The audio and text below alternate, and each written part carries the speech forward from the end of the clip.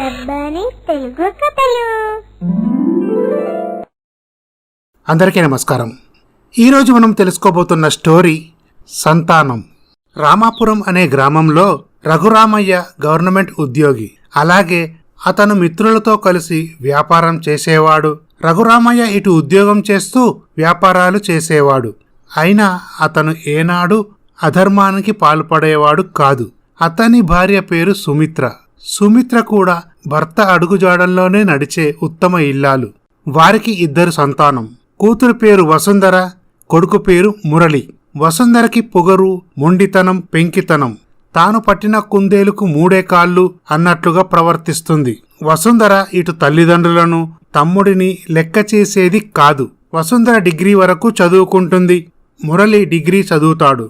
మురళి తన తల్లిదండ్రులతో చాలా ప్రేమగా ఉండేవాడు.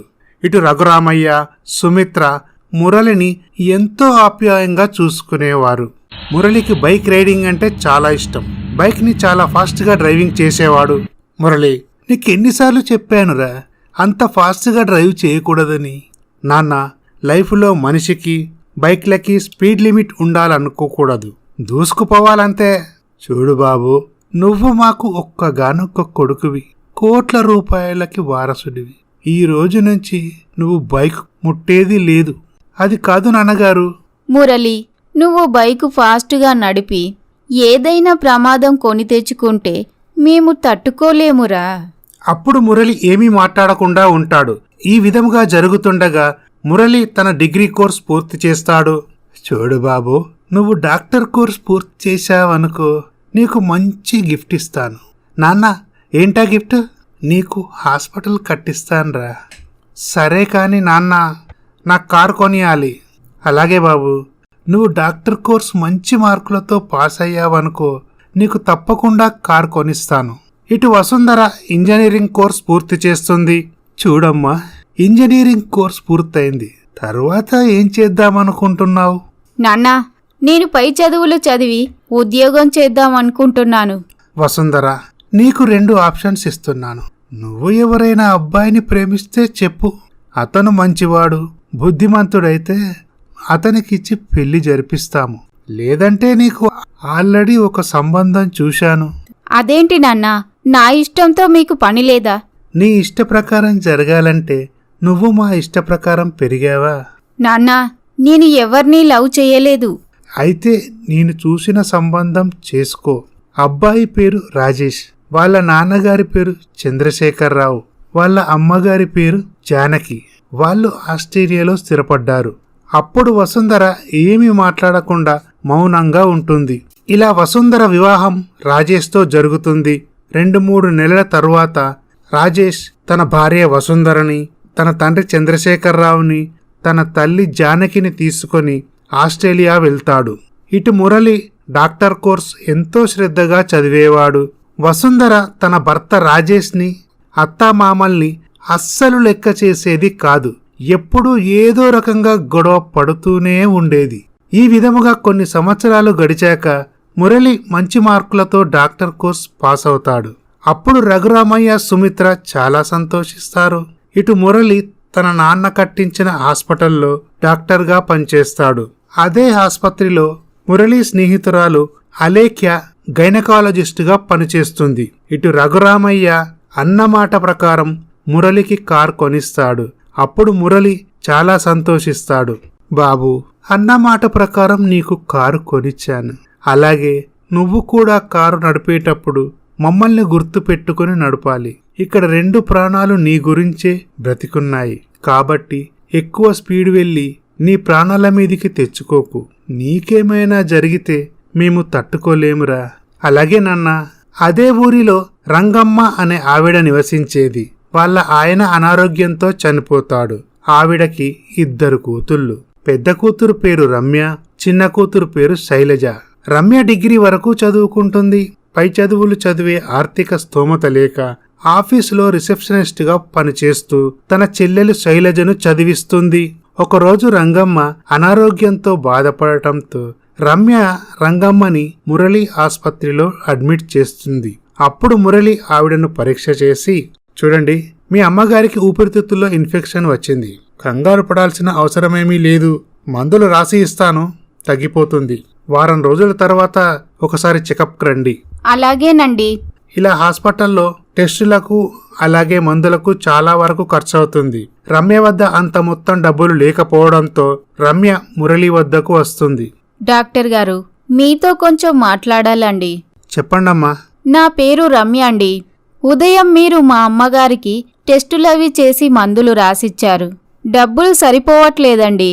మీరు కాస్త సర్దుబాటు చేశారనుకోండి, నా శాలరీ రాగానే మీకు డబ్బులు తీసుకువచ్చి ఇస్తాను.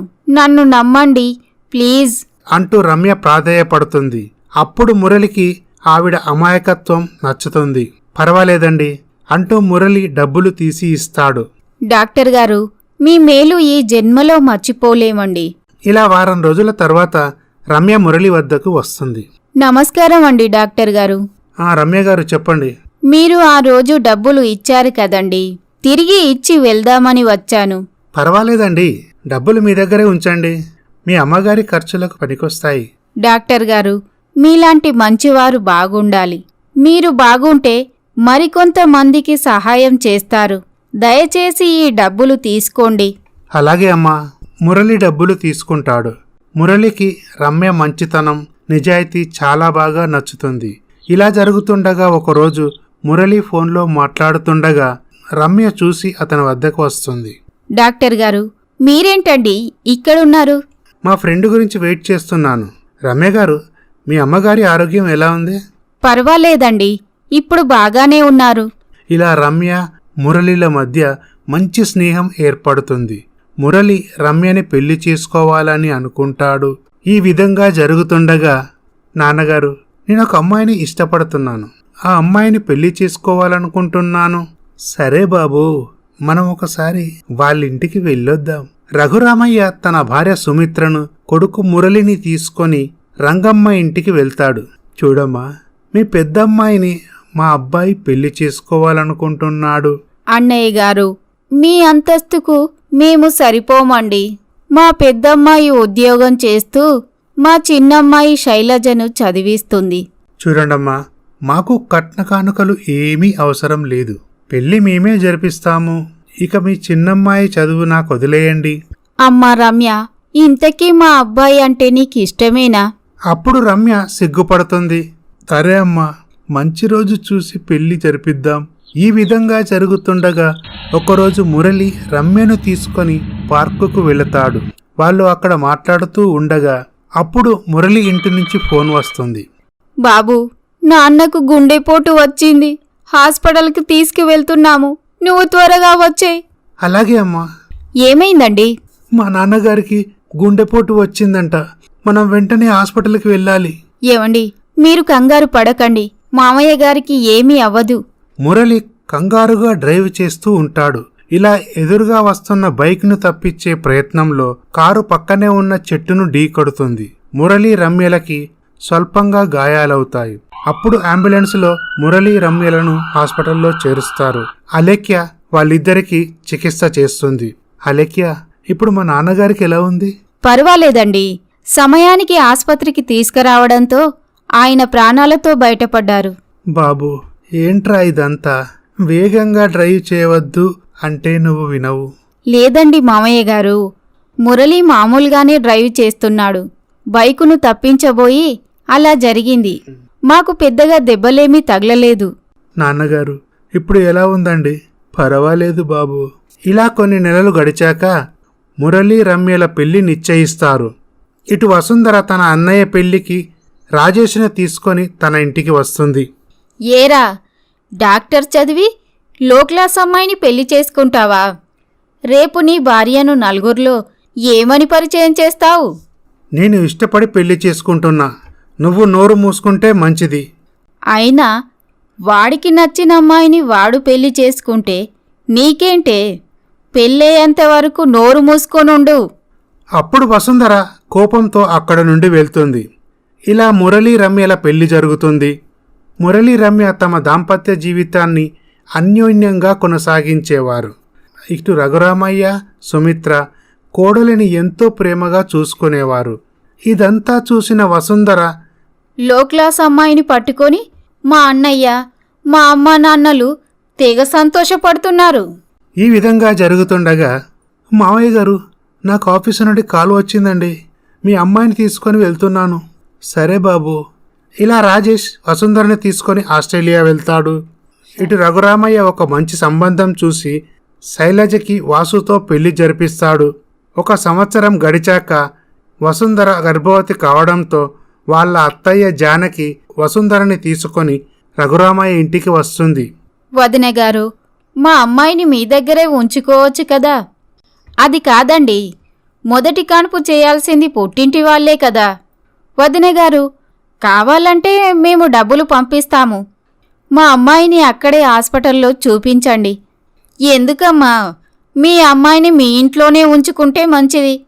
కొన్ని రోజులైనా మేము ప్రశాంతంగా ఉంటాము అని చెప్పి జానకి అక్కడి నుండి వెళ్తుంది. ఇటు వసుంధర తల్లిని వేధించడం మొదలు పెడుతుంది. నాకు అది కావాలి, ఇది కావాలి అంటూ ఎప్పుడూ ఏదో ఒకటి తింటూనే ఉంటుంది. ఇలా ఒకరోజు మురళి డాక్టర్ అలేఖ్యను తీసుకొని తన ఇంటికి వస్తాడు. అలేఖ్య వసుంధరను చెకప్ చేసి, చూడండి, మీరు మరీ ఎక్కువగా తింటున్నారు. అలా తినడం వల్ల బిడ్డ ఎదుగుదల ఆగిపోతుంది. మీరు ఫుడ్ తగ్గిస్తే మంచిది అని చెప్పి అలేఖ్య అక్కడి నుండి వెళ్తుంది. వసుంధర ఇవేమీ పట్టించుకునేది కాదు. ఇలా జరుగుతుండగా ఇటు శైలజ గర్భవతి అవుతుంది. ఏమండి, మీ అక్కయ్య గర్భవతి, అటు మా చెల్లెలు కూడా గర్భవతి. మనం ఒక్కసారి పిల్లల గురించి హాస్పిటల్కు వెళ్ళి చెకప్ చేయించుకుందామండి. సరే రమ్య, రేపు హాస్పిటల్కి వెళ్దాం. మర్నాడు ఉదయం రమ్యను తీసుకొని మురళి తన ఆసుపత్రికి వెళ్తాడు. అప్పుడు అలేఖ్య రమ్యకి అన్ని టెస్టులు చేస్తుంది. డాక్టర్ గారు, అంతా ఓకేనా అండి? నాకు ఏ ప్రాబ్లం లేదు కదా? అదేం లేదండి, అంతా ఓకే. మీరు బయట వెయిట్ చేయండి, మురళిని రమ్మనండి. అప్పుడు మురళి అలేఖ్య వద్దకు వస్తాడు. ఆ రోజు పెళ్లికి ముందు మీకు మీ ఆవిడకు యాక్సిడెంట్ అయినప్పుడు ఫస్ట్ ఎయిడ్ చేసి వదిలేశాము. మిగతా టెస్టులు నేనేమీ చెయ్యలేదు. రమ్య గర్భసంచికి దెబ్బ తగిలింది. 2-3 నెలల్లో గర్భసంచి తీసివేయాలి. గర్భసంచికి ఇన్ఫెక్షన్ వచ్చింది. అలా అయితే ఇదంతా నా వల్లే జరిగింది కదా. మనమేం చేయగలం? అప్పుడలా జరిగిపోయింది. మురళి, నువ్వు ఆరోగ్యంగానే ఉన్నావు. నేనొక మాట చెప్పనా? అద్దె గర్భంతో మీకు పిల్లలు పుట్టే అవకాశం ఉంది. అలేఖ్య, నాకు అర్ధగర్భం అస్సలు ఇష్టం లేదు. అయితే మీ భార్యకు ఏమని చెప్పాలి? నాలోనే లోపం ఉందని చెప్పు. ఏవో వైటమిన్ టాబ్లెట్స్ రాసివ్వు. పుడితే మీకు కొన్నాళ్లకు పిల్లలు పుట్టచ్చు, లేదా పుట్టకపోవచ్చు అని చెప్పు. అప్పుడు అలేఖ్య రమ్యని పిలిచి, రమ్య, మీతో ఒక్క మాట చెప్పాలి. మురళికి పిల్లలు పుట్టే ఛాన్సు ఆ రోజు యాక్సిడెంట్ వల్ల పోయింది. పిల్లలు పుట్టచ్చు, లేదా పుట్టకపోవచ్చు. డాక్టర్ గారు, ఈ విషయం తనకు చెప్పకండి. తను తట్టుకోలేడు. తనకు ఏమైనా జరిగితే నేను బ్రతకలేను. మా అత్తయ్య మావయ్య ఉన్నారు, వాళ్ళే నా పిల్లలు అనుకుంటాను. మా ఆయనే నాకు బాబు అనుకుంటాను. డాక్టర్ గారు, మాకు ఎంత ఖర్చైనా పిల్లలు పుట్టే అవకాశం లేదా? చూద్దాం, మీరు మందులు వాడండి. పిల్లలు పుట్టకపోతే ఎవరినైనా దత్తత తీసుకుంటాము. అప్పుడు అలేఖ్య ఏమీ మాట్లాడకుండా మౌనంగా ఉంటుంది. రమ్య, అలేఖ్య ఏమంది? ఏం లేదండి, మనిద్దరం కంప్లీట్ హెల్దీగా ఉన్నామంట. వెళ్దాం పదండి. ఆ రోజు సాయంత్రం, మురళి, హాస్పిటల్ వెళ్ళావు కదా, డాక్టర్ ఏమన్నారు? అప్పుడు మురళి తన తండ్రి రఘురామయ్యను, తల్లి సుమిత్రను తీసుకొని గదిలోకి వెళ్ళి డోర్ లాక్ చేస్తాడు. ఇదంతా గమనించిన వసుంధర కిటికీ పక్క నుండి గమనిస్తూ ఉంటుంది. అప్పుడు జరిగిన విషయమంతా మురళి తన తల్లిదండ్రులకు వివరిస్తాడు. మురళి, నేను ముందు నుంచి చెబుతూనే ఉన్నా, ఓవర్ స్పీడ్తో వెళ్ళొద్దని. నా మాట విన్నావా? అది కాదండి, మీకు హార్ట్అటాక్ వచ్చిందన్న కంగారులో డ్రైవింగ్ చేస్తున్నప్పుడు వాళ్ళకిలా యాక్సిడెంట్ అయ్యింది. బాబు, ఈ విషయం రమ్యకి తెలియనివ్వద్దు. అంతలా పిల్లలు కావాలంటే ఎవరినైనా దత్తత తీసుకుందాం. ఇదంతా విన్న వసుంధర జరిగిన విషయం ఇదన్నమాట అని అనుకుంటుంది. ఈ విధంగా జరుగుతుండగా ఏమండి, మన అమ్మాయికి శ్రీమంతం జరిపించాలి. అలాగే సుమిత్ర. వసుంధర సీమంతానికి కూర్చుంటుంది.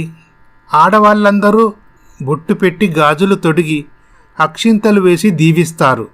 అప్పుడు రమ్య వసుంధరని దీవించడానికి తన వద్దకు వెళ్తుంది. రమ్య, నువ్వు దీవించడానికి వీల్లేదు. నేనెందుకు దీవించకూడదు? నువ్వు గొడ్రాలివి. నువ్వు దీవిస్తే నా బిడ్డకు కీడు జరుగుతుంది. మర్యాదగా మాట్లాడు. నువ్వేం మాట్లాడుతున్నావో నీకేమైనా అర్థమవుతుందా? అవును, నేను చెప్పింది నిజం. నీకు పిల్లలు పుట్టరు. ఈ నిజం అలేఖ్య నీ దగ్గర దాచిపెట్టింది. నీకు పిల్లలు పుట్టకపోవడానికి కారణం ఎవరో తెలుసా? నీ మొగుడే. నీకు యాక్సిడెంట్ అయినప్పుడు నీ గర్భసంచికి ప్రాబ్లం వచ్చింది. ఈ నిజాన్ని మీ అత్తామామ నీ మొగుడు దాచిపెట్టారు. మరికొద్ది రోజుల్లోనే నీ గర్భసంచి తీసేస్తారు. మా అన్నయ్య లోపం తనలోనే ఉందని ఏమో మందులు వాడుతున్నట్లు నటిస్తున్నాడు. లోపం ఉంది నీలో. నువ్వు గొడ్రాలివి. ఆస్తి తమ్ముడికి నాకు సెరిసాగం పంచమంటే మా నాన్న వినలేదు. నేను రోజూ శాపనార్థాలు పెడుతూనే ఉన్నాను, మీరు నాశనమైపోవాలని. ఎక్కడికి పోతాయి నా శాపాలు తగలక? అందుకే ఆ దేవుడు నా కడుపు పండించాడు. నీ గురించి అన్నయ్య అమ్మా నాన్నలకు చెబుతుండగా నేను అంతా విన్నాను. నీలాంటి గొడ్రాలు నాకు గాజులేస్తే రేపు నాకు పుట్టబోయే పిల్లలకి నీరాతే వస్తే వాళ్ళు నీలాగే తయారవుతారు. అప్పుడు రాజేష్ తల్లి జానకి, అమ్మాయి, ఏంటమ్మా ఆ మాటలు? ఇంతమందిలోని తమ్ముడి భార్యని అవమానిస్తావా? మీకేం తెలియదు అత్తయ్య గారు. మీరు నోరు మూసుకోండి. అప్పుడు జానకి మౌనంగా ఉంటుంది. ఎప్పటికైనా ఈ ఆస్తికి వారసురాలిని నేనే. నువ్వు గొడ్రాలివి. నీకు అమ్మ అని పిలిపించుకునే యోగం లేదు. వీడికి నాన్న అని పిలిపించుకునే యోగము లేదు. అత్తామామలైన మీకు నానమ్మ తాతయ్య అని పిలిపించుకునే యోగం కూడా లేదు. అప్పుడు సుమిత్ర కోపంతో వసుంధరపై చేయి చేసుకుంటుంది. నా కోడలకు పిల్లలు పుట్టకపోయినా ఈ ఆస్తిలో నుంచి నీకు చిల్లి గవ్వ కూడా దక్కనివ్వను. అవసరమైతే దత్తత తీసుకొని వాడి పేరు మీద ఈ ఆస్తంతా రాసిస్తాను. చూడండి, మీ కోడల్ని తీసుకెళ్లి పురుడు పోయించుకుంటారో లేక నడి రోడ్డు మీద వదిలేస్తారో నాకు అనవసరం. ఒసై వసుంధరా, ఇక నువ్వు ఈ ఇంట్లో ఒక్క క్షణం కూడా ఉండకూడదు. ఇంట్లో నుంచి వెళ్ళిపో. వసుంధర తన అత్తామామయ్యలను తన భర్తను తీసుకుని అక్కడ నుండి వెళ్తుంది. రమ్య బాధతో కన్నీళ్లు పెట్టుకుంటుంది. రమ్య, బాధపడకమ్మా. జీవితం అన్నాక కష్టాలు కన్నీళ్లు సహజం. ఆ భగవంతుడే మనకేదైనా దారి చూపుతాడు. ఇలా జరుగుతుండగా అత్తయ్య గారు, మీకో విషయం చెప్పాలి. చెప్పమ్మా. మా చెల్లెలు శైలజ గర్భవతి కదా. ఇప్పుడు పుట్టబోయే బిడ్డను నాకివ్వమని అడుగుతాను. తనకు ఎలాగో మళ్ళీ పిల్లలు పుట్టే అవకాశం ఉంది కదా. సరే అమ్మా, నువ్వొక్కసారి వెళ్ళి వాళ్లతోటి మాట్లాడు. అలాగే అత్తయ్య. రమ్య శైలజ ఇంటికి వెళ్తుంది. శైలజ, నిన్ను నేను ఎప్పుడూ ఏమీ అడగలేదు. నాకొక్క సహాయం చేస్తావా? చెప్పక్క. ఏంటది? నీకు పుట్టబోయే బిడ్డ ఆడపిల్లైతే నాకివ్వు, మగపిల్లాడైతే నువ్వే ఉంచుకో. అప్పుడు రంగమ్మ, చూడమ్మా, అక్కకు పిల్లలు పుట్టే యోగం లేదు కనుక నీకు పుట్టబోయే బిడ్డను అక్కకిచ్చావనుకో, వాళ్లకు పిల్లలు లేరన్న బాధ తీరుతుంది. వాళ్లకు బోలెడంత ఆస్తులున్నాయి. నీ బిడ్డను మహారాణిలా చూసుకుంటారు. అప్పుడు వాసు, శైలజ, అత్తయ్య చెప్పింది నిజమే. నాకు ఎటువంటి అభ్యంతరమూ లేదు. మనకు పుట్టబోయే బిడ్డను మీ అక్క వాళ్ళకిద్దాం. సరే అక్క, డెలివరీ అయ్యాక నువ్వు పాపను తీసుకెళ్దూలే. ఈ మాటలు విన్న రమ్య చాలా సంతోషిస్తుంది. ఇలా కొన్ని నెలలు గడిచాక శైలజ పండంటి ఆడబిడ్డకు జన్మనిస్తుంది. పాప తల్లిపాలు మానాక మురళీ రమ్య శైలజ ఇంటికి వెళ్ళి పాపను తీసుకొని వస్తారు. పాప పేరు ఐశ్వర్య అని నామకరణం చేస్తారు. ఇటు మురళీ రమ్య, రఘురామయ్య, సుమిత్ర పాపని ఎంతో ప్రేమగా చూసుకునేవారు. ఇటు వసుంధరకు బాబు అంగవైకల్యంతో పుడతాడు. సుమిత్ర కూతురిని ఏమాత్రం పట్టించుకునేది కాదు. ఎవరు చేసిన కర్మ వాళ్ళదే అని అనుకుంటుంది. శైలజ, వాసు అప్పుడప్పుడు రఘురామయ్య ఇంటికి వచ్చి పాపను చూసి వెళ్తూ ఉండేవారు. ఇలా కొన్ని సంవత్సరాలు గడిచాక శైలజ పండంటి మగబిడ్డకు జన్మనిస్తుంది. శైలజ, వాసు చాలా సంతోషిస్తారు. ఈ విధంగా జరుగుతుండగా ఒకరోజు శైలజ ఫ్రెండ్ పావని శైలజను కలుస్తుంది.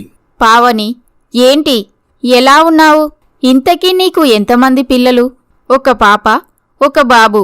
శైలజ, మరి నీకెంతమంది సంతానం? నాకు ఒక పాప, ఒక బాబు. మా అక్కయ్యకి సంతానం లేకపోవడంతో మా పాపను వాళ్ళకిచ్చాను. అదేంటి శైలజ, అది ఎంతైనా నీ కూతురు కదా. నీ కూతుర్ని నువ్వు మీ అక్కకి ఇవ్వడమేంటి? చీపుగా డబ్బుల గురించి పిల్లను అమ్ముకున్నావని అందరూ చెప్పుకుంటున్నారు. అయినా నువ్వు నీ కూతురుతో పిన్ని అని పిలిపించుకోవడమేంటి? మీ అక్క అమ్మ అని పిలిపించుకోవడమేంటి? తనకు పిల్లలు పుట్టలేదంటే అది తన తలరాత. నవమాసాలు మోసి కన్న కూతుర్ని మీ అక్కకివ్వడమేంటి? అది కాదు పావని, ఎంతైనా రమ్య నా అక్క కదా. తను బాధపడుతుంటే చూడలేక నా పాపనిచ్చాను. ఎంతైనా నీ పాప నీ దగ్గర ఉండడమే మంచిది.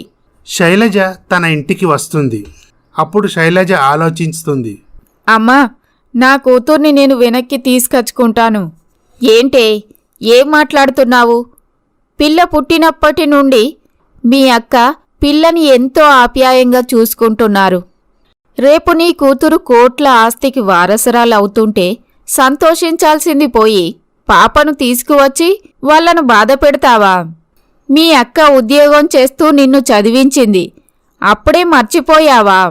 పిచ్చి పిచ్చి ఆలోచనలు మానేయ్.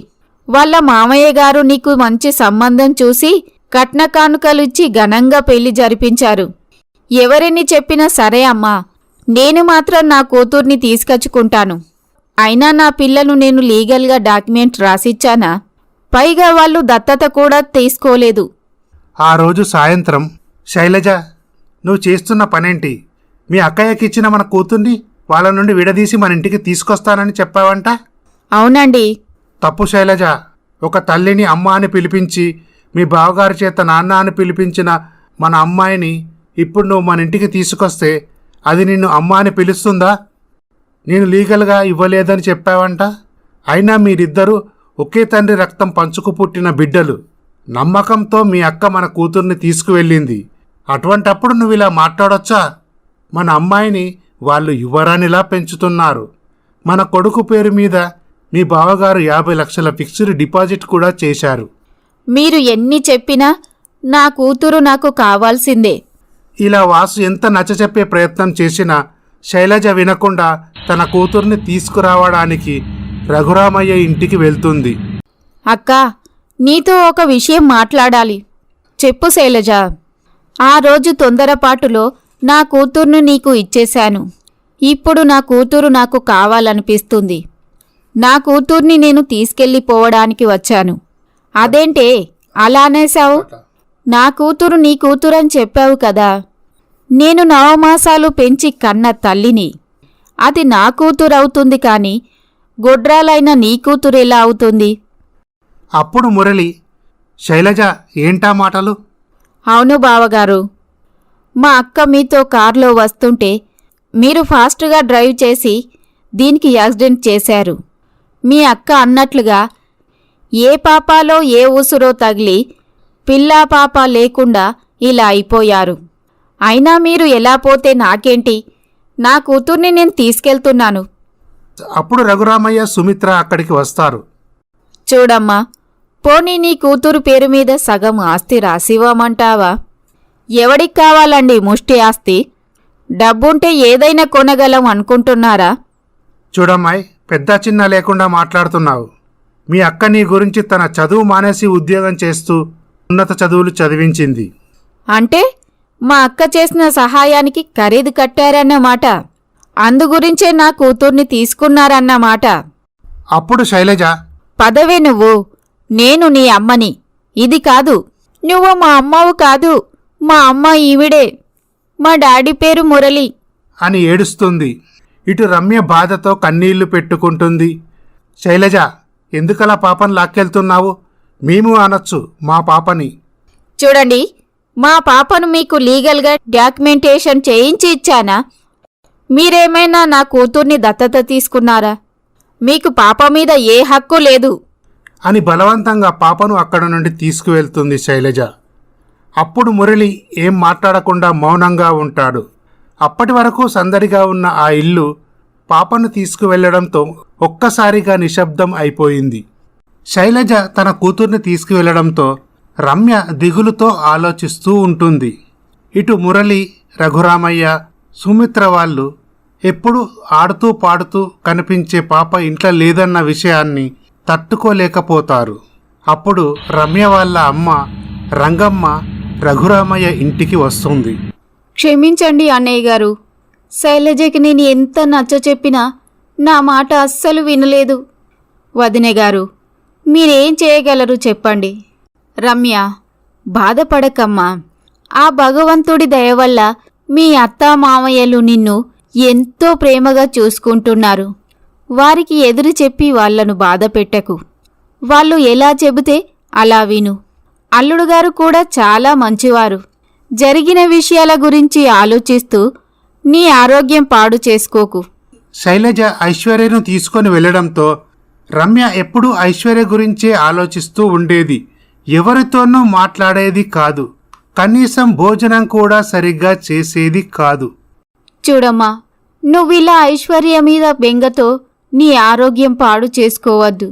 నీకేమైనా అయితే మా అబ్బాయి మాకు దక్కడు. ఇటు మురళి కూడా ఎంత నచ్చ చెప్పినా రమ్య కూడా ఏమీ మాట్లాడేది కాదు. మురళి కూడా హాస్పిటల్కి వెళ్ళేవాడు కాదు. ఏమండి, మన కోడల్ని చూస్తే నాకు భయం వేస్తుందండి. దానికేమైనా అయితే మురళి మనకు దక్కడు. అవును సుమిత్ర, నేను అదే ఆలోచిస్తున్నాను. రఘురామయ్య అలేఖ్యకు ఫోన్ చేస్తాడు. అలేఖ్య, రమ్య అస్సలు భోజనం చేయడం లేదు. ఎప్పుడూ ఐశ్వర్య గురించే ఆలోచిస్తూ ఉంటుంది. మురళి హాస్పిటల్కి వెళ్ళడం లేదు. నాకేదో భయంగా ఉందమ్మా. ఒక్కసారి నువ్వు వాళ్లతో మాట్లాడు. మీరేం భయపడకండి అంకుల్, నేను ఇప్పుడే మీ ఇంటికి వస్తున్నాను. అలేఖ్య రఘురామయ్య ఇంటికి వస్తుంది. రమ్యను చెకప్ చేస్తుంది. అంకుల్, ఒక్కసారిగా పాప దూరం అవడంతో రమ్య మనోవేదనతో బాధపడుతుంది. సమయానికి భోజనం చేసి ఈ మందులు వేసుకోమనండి. మురళీగారు, మీరు నాతో రండి. మురళి అలేఖ్యను తీసుకొని పార్కుకు వెళ్తాడు. మీ ఆవిడ చాలా నీరసంగా ఉంది. మీరు ఆవిడను ఎలాగైనా నార్మల్ స్థితికి తీసుకురావాలి. అది కాదు అలేఖ్య, రమ్య నేను ఎంత చెప్పినా నా మాటలు వినట్లేదు. ఆవిడ పాప మీద బెంగతో మంచాన పడింది. నేను మీకు ముందే చెప్పాను, సరోగసి ద్వారా అద్దె గర్భంతో మీరు పిల్లలు కనొచ్చని. ఒక డాక్టర్ అయ్యుండి మీరే అద్దె గర్భం నాకు ఇష్టం లేదు అని చెప్పడం కరెక్టు కాదు. మీ ఆవిడ మీకు దక్కాలంటే మీరు ఆవిడకు పిల్లలు పుడతారని ధైర్యం చెప్పండి. ఆవిడ నార్మల్ స్థితికి వచ్చాక ట్రీట్మెంట్ ప్రారంభిద్దాం. లేదు అలేఖ్య, నేను చెబితే రమ్య నమ్ముతుందో లేదో. అలా అయితే నేనే మీ ఇంటికి వచ్చి రమ్య మీ అమ్మా నాన్నలతో మాట్లాడతాను. మీరు కూడా ఈ విషయం గురించి ఆలోచించడం మానేయండి. రేపటి నుంచి హాస్పిటల్కి రండి. తప్పకుండా మీకు సంతానం కలుగుతుంది. అలాగే అలేఖ్య. ఆ రోజు సాయంత్రం రమ్య, నేను అలేఖ్యతో మాట్లాడాను. సరోగసి అద్దె గర్భం ద్వారా పిల్లలు పుట్టే అవకాశం ఉందన్నాడు. ఈ మాటలు విన్న రమ్య చాలా సంతోషిస్తుంది. రమ్య, నువ్వు ఎంత తొందరగా కోలుకుంటే అంత మంచిది. నువ్వు కోలుకున్నాక ట్రీట్మెంట్ ప్రారంభిద్దాం అని చెప్పింది. అలాగా అండి, అయితే నేను ఇక నుంచి భోంచేస్తాను. సమయానికి మందులు వేసుకుంటాను. ఇలా జరుగుతుండగా అలేఖ్య రఘురామయ్య ఇంటికి వస్తుంది. రమ్య, నీ ఆరోగ్యం ఎలా ఉంది? పర్వాలేదండి. అలేఖ్య, మా కోడలకు పిల్లలు పుట్టే అవకాశమే లేదంటారా? ఉంది. సరోగసి ద్వారా అద్దె గర్భంతో మీ కోడలకు పిల్లలు పుట్టే అవకాశం ఉంది. ఆంటీ, మనం ఒక హెల్దీగా ఉన్న అమ్మాయిని సెలెక్ట్ చేసుకొని అమౌంట్ ప్యాకేజీ మాట్లాడుకొని ఆ తర్వాత ట్రీట్మెంట్ స్టార్ట్ చేద్దాం. అప్పుడు ఈ మాటలు విని రమ్య చాలా సంతోషిస్తుంది. ఆంటీ, మీకు నేను ట్రీట్మెంట్ చేసే అమ్మాయికి ఎటువంటి పరిచయం అవసరం లేదు. డెలివరీ అయ్యాక నేనే మీకు పాపను అప్పగిస్తాను. అలాగే అమ్మా. ఈ విధముగా జరుగుతుండగా అలేఖ్య అద్దె గర్భం కోసం ఒక అమ్మాయిని సెలెక్ట్ చేస్తుంది. ఇలా ఆ అమ్మాయికి ట్రీట్మెంట్ చేస్తుంది. రెండో సిట్టింగ్లో అమ్మాయి గర్భవతి అవుతుంది. ఇలా అలేఖ్య ఆ అమ్మాయిని ఎంతో జాగ్రత్తగా చూసుకునేది. ఇలా కొన్ని నెలలు గడిచాక ఆ అమ్మాయి పండంటి మగబిడ్డకి జన్మనిస్తుంది. అలేఖ్య బాబును తీసుకొని రఘురామయ్య ఇంటికి వస్తుంది. బాబును చూసిన రమ్య చాలా సంతోషిస్తుంది. మురళి రమ్యని దగ్గరగా తీసుకుంటాడు. అప్పుడు రమ్య ఆనంద బాష్పాలతో, వీడు మన బాబండి, నాకు మరో జన్మనిచ్చినవాడు. ఈ జన్మకిది చాలండి. దేవుడు లాంటి భర్త, కన్న కూతుర్లా చూసుకునే అత్త మామయ్యలు. చూడమ్మా, ఒకప్పుడు పిల్లలు పుట్టకపోతే మరొక పెళ్లి చేసుకొని పిల్లల్ని కనేవారు, లేదా అనాథ పిల్లల్ని దత్తత తీసుకునేవారు. ఆ తర్వాత పిల్లలు పుట్టకుండా ఉండేవారు కొందరు. భార్యాభర్తలు కలిసి ఉండాలంటే దానికి పరమార్థం పిల్లలు పుట్టడం కాదు. ఏ ఇంట్లోనైనా ప్రేమ, అనురాగం, ఆప్యాయతలు ఉండాలి. పిల్లలు పుట్టడానికి ఇప్పుడు వైద్యశాస్త్రంలో ఎన్నో కొత్త పద్ధతులు వచ్చాయి. పిల్లలు పుట్టకపోతే భార్యాభర్తలు గొడవ పడటం, అత్తామామలు కోడల్ను వేధించడం కాదమ్మా. అమ్మతనమైన, మంగళత్వమైన మన మనసులో ఉండాలి, మన బుద్ధుల్లో ఉండాలి, మన మాటల్లో ఉండాలి, మన చేతల్లోనూ ఉండాలి. ఈ సద్గుణాలు లేని అమ్మలు ఎంతమంది పిల్లల్ని కన్నా గొడ్రాలే. ఇటు శైలజ కూతురు ఐశ్వర్య మాత్రం శైలజను అమ్మ అని పిలిచేది కాదు. ఆంటీ, మా అమ్మా నాన్నలు మా తాతయ్య వద్దకు తీసుకెళ్ళండి, నేనిక్కడ ఉండను. శైలజ, పసిపాపను ఎందుకు హింసిస్తావు? ఇప్పటికైనా చేసిన తప్పును తెలుసుకొని రఘురామయ్య గారి ఇంటికి వెళ్ళి క్షమించమని అడిగి పాపను వాళ్ళకి అప్పజెప్పు. చూడండి, నేను 9 మాసాలు మోసి కన్న బిడ్డ, అది నా బిడ్డ. ఈరోజు కాకున్నా రేపైనా అది నన్ను అమ్మా అని పిలుస్తుంది. ఇక మీరేం మాట్లాడకండి. ఐశ్వర్య శైలజను అమ్మ అని పిలిచేది కాదు. ఎప్పుడు రమ్య మురళిల గురించి ఆలోచిస్తూ ఉండేది. సమయానికి సరిగ్గా భోజనం కూడా చేసేది కాదు. వాసు ఐశ్వర్యను చూసి బాధపడేవాడు. ఇలా ఒకరోజు ఐశ్వర్యకు జ్వరం రావడంతో వాసు డాక్టర్ని తీసుకొని వస్తాడు. అమ్మా, నాన్న, తాతయ్య, నానమ్మ అని కలవరిస్తుంది. అప్పుడు డాక్టర్ చెకప్ చేసి, చూడండి, ఈ పాప మీ పాప కాదా? డాక్టర్ గారు, అమ్మాయి పుట్టినప్పుడే నా భార్య వాళ్ళ అక్కకు సంతానం లేకపోవడంతో మా అమ్మాయిని పెంచుకోమని ఇచ్చాము. 5 ఏళ్ల తర్వాత నా భార్య శైలజ వాళ్ళ అక్క ఇంటికి వెళ్ళి, నేను నా పాపను మీకు ఇవ్వను, నా పాపను నేనే ఉంచుకుంటాను అని పాపను తీసుకువచ్చింది. అప్పటి నుండి పాప వాళ్ళ గురించే కలవరిస్తుంది. మీరు ఎంత త్వరగా పాపను వాళ్లకు అప్పగిస్తే మంచిది, లేదంటే మీ కూతురు మీకు దక్కదు అని చెప్పి డాక్టర్ అక్కడ నుండి వెళ్తాడు. శైలజ, విన్నావా? నేను ఎంత చెప్పినా వినకుండా పాపను తీసుకొచ్చావు. అది నిన్ను అమ్మ అని పిలవదు అని కూడా ఆ రోజే నీకు చెప్పాను. పాప వాళ్ళ మీద బెంగతో మంచాన పడింది. ఇకనైనా నీ పంతం మానుకొని పాపను వాళ్లకు అప్పజెప్పు. పాప అక్కడైనా సంతోషంగా ఉంటుంది. ఏమండి, నన్ను క్షమించండి. నేను తప్పు చేశాను. పాప హృదయాన్ని గాయపరిచాను. నేనిప్పుడే పాపను తీసుకొని మా అక్క వాళ్ళ ఇంటికి వెళ్తాను. శైలజ ఐశ్వర్యను తీసుకొని రమ్య ఇంటికి వెళ్తుంది.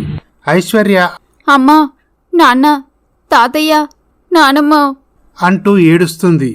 అప్పుడు ఐశ్వర్యను చూసిన మురళి, రమ్య, రఘురామయ్య, సుమిత్రలు చెలించిపోతారు. రమ్య ఐశ్వర్యను దగ్గరికి తీసుకుంటుంది. అమ్మా, నేను ఆంటీ వాళ్ళ ఇంట్లో ఉండను, ఇక్కడే ఉంటాను. నన్ను పంపించొద్దు. నాన్న, మీరైనా అమ్మకు చెప్పండి. తాతయ్య, నానమ్మ, నేను మిమ్మల్ని వదిలి ఉండలేను. అలాగే అమ్మా, ఇక నుండి నువ్వు మాతోనే ఉందువులే అంటూ రమ్య పాప కన్నీళ్లు తుడుస్తుంది. అక్కయ్య, నన్ను క్షమించమనే అర్హత కూడా కోల్పోయాను. ఐశ్వర్యను నేను బలవంతంగా తీసుకెళ్లానే గాని ఐశ్వర్య ఒక్కరోజు కూడా అమ్మా అని పిలవలేదు. అసలు నాతో మాటే మాట్లాడలేదు. చివరికి పాప మీ గురించే ఆలోచిస్తూ మిమ్మల్నే కలవరిస్తూ మంచాన పడింది. బావగారు, మావయ్య గారు, అత్తమ్మ, నన్ను క్షమించండి అంటూ కన్నీళ్లు పెట్టుకుంటుంది. అక్క, మీకు బాబు పుట్టాడంట కదా.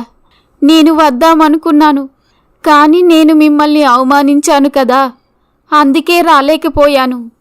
శైలజ, జరిగిందేదో జరిగిపోయింది. నీ తప్పు నువ్వు తెలుసుకున్నావు. అది చాలు. మాకు బాబు పుట్టాడని, మేము మీ బిడ్డను అశ్రద్ధ చేస్తామని నువ్వు అస్సలు అనుకోవద్దు. నాకిద్దరూ 2 కళ్ళతో సమానం. మా ఆస్తిలో ఇద్దరికీ సెరిసగము రాసిస్తాము. నీ కూతురు గురించి నువ్వేమీ దిగులు చెందకు. ఇలా ఈ కథ సుఖాంతమవుతుంది. ఫ్రెండ్స్, మరొక మంచి కథతో మళ్ళీ కలుద్దాం. ఈ స్టోరీ కనుక మీకు నచ్చినట్లయితే మా ఛానల్ని సబ్స్క్రైబ్ చేసుకోండి.